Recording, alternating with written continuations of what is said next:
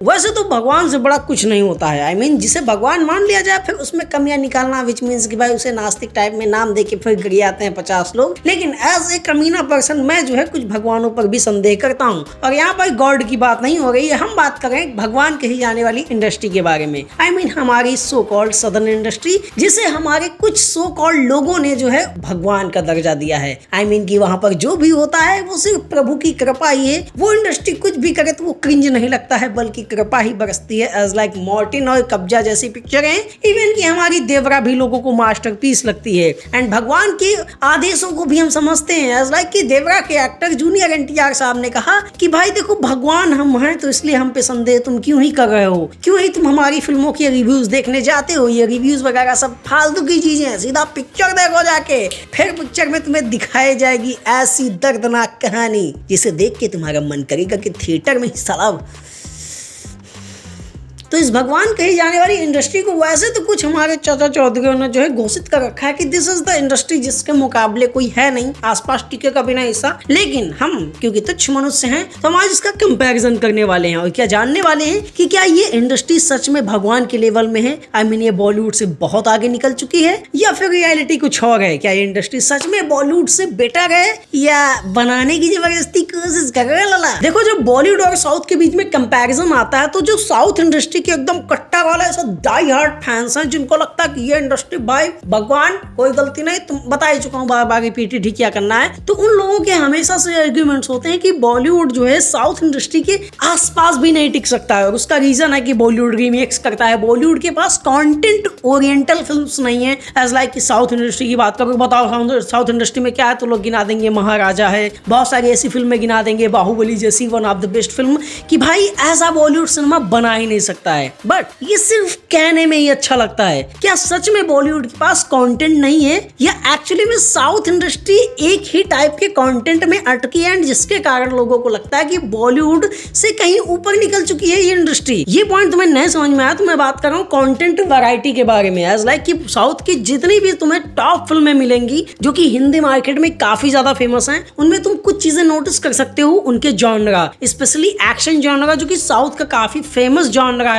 जब भी साउथ का कोई बंदा तुम्हें बताएगा जो उसका फैन होगा कि भाई साउथ की ये फिल्म देखो, KGF देखो, बाहुबली देखो, मैं 3-4 इंडस्ट्रीज को एक साथ ही रख के चल रहा हूँ। उनमें से तुम कॉमनली नोटिस कर सकते हो कि मोस्ट ऑफ द वो एक्शन जॉनरा की ही फिल्में होंगी जिनमें वही ओवर द टॉप एक्शन वगैरह दिखाया जाएगा। और वैसे तो मुझे एक्शन वगैरह से ओवर द टॉप होने से एलर्जी नहीं है, बट जब हम यहाँ पर बात कर रहे हैं कंटेंट वैरायटी की तो साउथ की मोस्ट ऑफ द फिल्में सिर्फ कुछ ही जॉनरा में हैं जो कि हिंदी में फेमस हुई हैं। और उसका रीजन है कि हिंदी सिनेमा ऐसी फिल्में ज्यादा प्रोड्यूस नहीं करता है, तो इस वजह से कुछ लोगों को लगता है कि हिंदी सिनेमा जो है साउथ इंडस्ट्री से काफी पीछे है। बट अगर तुम रियलिटी चेक करो तो अगर हम एक्शन जॉनरा की ही बात कर रहे हैं, 2014 की आई बैंग बैंग जो कि मात्र 150 करोड़ में बनाई गई थी, जो कि स्टाइलिस्ट एक्शन जॉनरा की फिल्म थी। साउथ इंडस्ट्री की तीनों इंडस्ट्रीज मिला के भी आज के टाइम पे भी ऐसी फिल्म नहीं प्रोड्यूस कर पाई है। हाँ, 2019 में साहो बनाने की कोशिश करी गई थी, बट वो कितना बड़ा मिसफील्ड रही उससे बताने की जरूरत नहीं है। साउथ इंडस्ट्री के एक्टर्स हमेशा से ही अपना एक टोन पकड़ के चलते हैं। एज लाइक कि एक एक्टर जिसको एक्शन में देखना लोग पसंद करते हैं, जो कि वो लोग खुद भी बोलते हैं कि हम पब्लिक के लिए बने हैं, हम पब्लिक हमें सेलिब्रेट करती है तो हम भी वही करेंगे, तो वो एक्टर हमेशा ही सेम वैसे ही रोल करेगा।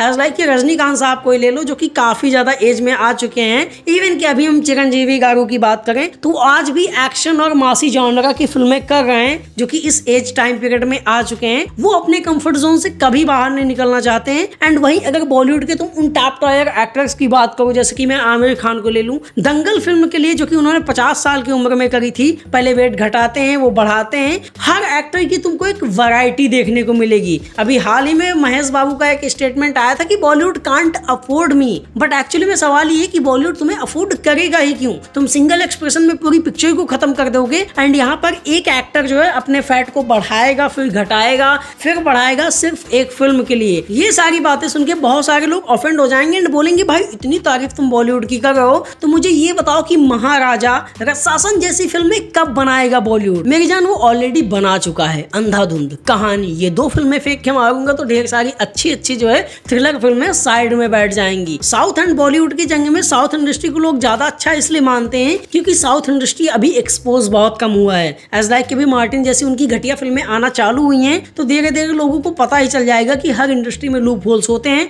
एज लाइक कि साउथ की जो बेहतरीन फिल्में जो पैन इंडिया लेवल पर आती हैं, हम सिर्फ उन्हें ही जानते हैं। वहाँ की जो अबे बलाया साहब की पिक्चरें देख लो तुम, तो उन पे लोग भाई उल्टियां ही कर देंगे। बट यहाँ पर उनकी इतना ज्यादा फेम है नहीं, वो लोग उन फिल्मों के बारे में जानते नहीं है। साउथ का अच्छा कंटेंट हमारे पास ज्यादा आता है एंड कचरा वहाँ पे रह जाता है, कुछ लोग फेमस कर देते हैं। तो इस वजह से हिंदी ऑडियंस को लगता है कि साउथ इंडस्ट्री बहुत अच्छी फिल्में बनाती है, लेकिन रियलिटी ये है कि बॉलीवुड के पास जितनी वैरायटी ऑफ फिल्म्स हैं, वो करने के लिए अभी साउथ को थोड़ा सा सोचना पड़ेगा। एज लाइक कि मैं 3 से 4 फिल्मों के नाम गिना दूं जो कि हिंदी ऑडियंस में किसी ने देखे ही नहीं होंगे। ये साली आस्की, आई डोंट थिंक तुमने देखी होगी। एक फिल्म आई थी लूट केस, जो कि कॉमेडी भी थी, थ्रिलर भी थी, थोड़ी डार्क कॉमेडी थी। लूडो जैसी फिल्में साउथ इंडस्ट्री को प्रोड्यूस करने में अभी काफी साल लग जाएंगे, बिकॉज ऑफ कि वहां पर उनके एक्टर्स इतनी जल्दी कंफर्टेबल होंगे ही नहीं कि हम ऐसी फिल्में भी करते हैं। श्रीकांत जैसी फिल्में जब साउथ इंडस्ट्री बनाएगा, दंगल जैसी फिल्में तो बहुत बड़ी हिट हैं, तब मैं समझूंगा कि हाँ साउथ इंडस्ट्री एक्चुअली में कुछ कर रहा है। साउथ इंडस्ट्री रिपीटिव एक ही चीज करता जा रहा है, वो है action action action, and actually में लोगों को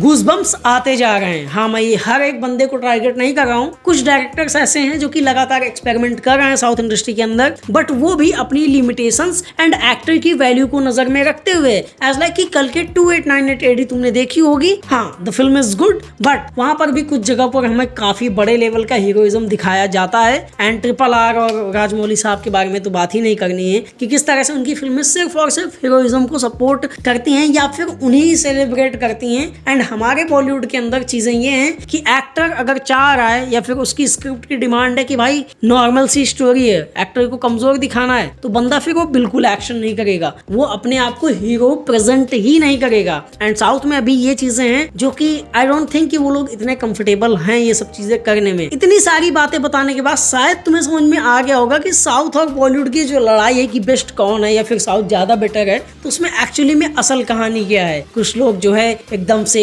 बेनकाब हुए चले हैं और कुछ ने चेहरे के चेहरे ढक रखे हैं, और इसी वजह से लोगों को लगता है कि भाई ये इंसान तो काफी बेहतरीन है। हालांकि यहाँ पर कहना ये है कि एज ऑफ नाउ तुम्हें समझ में आ ही गई होंगी बातें। बाकी अगर तुम्हें ये वीडियो समझ में आया हो तो वीडियो को लाइक कर सकते हो, चैनल को सब्सक्राइब कर सकते हो। बाकी मिलेंगे किसी अगले वीडियो में। ओके बाय, जय हिंद, लव यू।